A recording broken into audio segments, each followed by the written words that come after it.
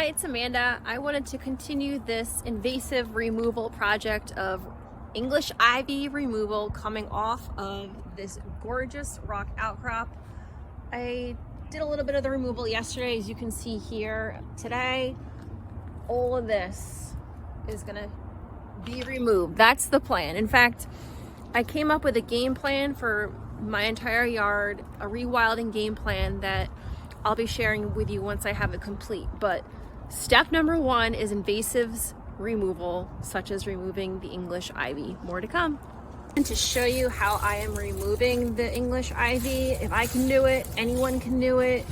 Don't get intimidated. And what I like about this plant is it's on the surface. Check it out. See all those surface roots?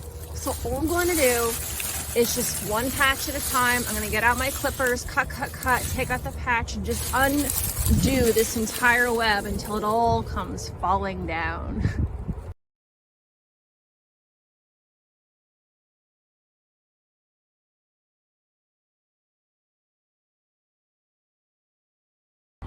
So here's a nice big garbage bin full of the English ivy that's gonna go to the dump. Do not put this in your compost pile. Again, it's invasive.